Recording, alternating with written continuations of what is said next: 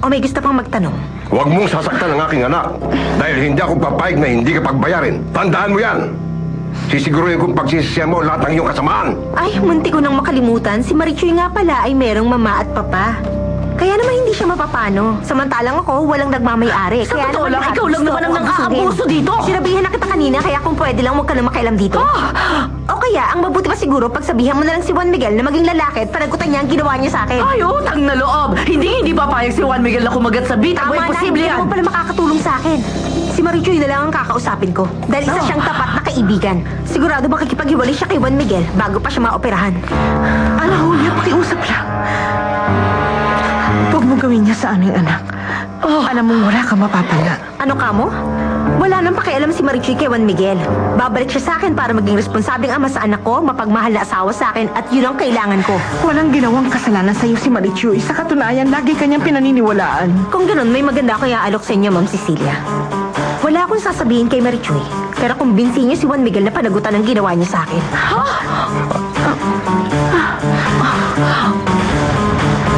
Oo, sige. Pero, Utang na loob naman, Cecilia.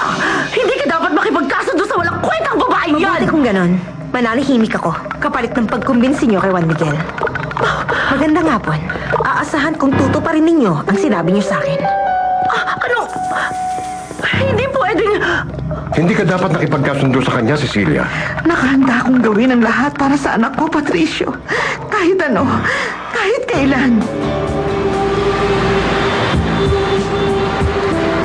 Palagi kitang mamahalin, Marichoy. Sumpa ako. Sa buong mundo, pati na sa mga bituin, na lagi kang pasasayahin. Ikaw ang aking buhay. Mahal na mahal din kita. Hindi ko maipapangako sa iyo ang sinabi mo sa akin, pero umasa ka. Gagawin ko ang lahat para lumigaya ka. At magiging maligaya ako sa iyong tabi. Makinig ka. Pag nakakakita ka na, nangangako kong ibabalik kita sa lugar na to. Para makita mo mga nakita ng iyong kaluluwa. Pangako yun, mahal ko. Sabay tayong dalawa. Natatayo sa harap ng anghel na yan. At susumpa ng pagmamahalan. Tutuparin ko ang pangakong yan. Pangako, sa harap ng anghel, umasa kang ikaw lang ang aking mamahalin sa buhay ko. Babalik ako sa lugar na to dahil dito mo ipinangako sa akin ang pagmamahal na walang hanggan.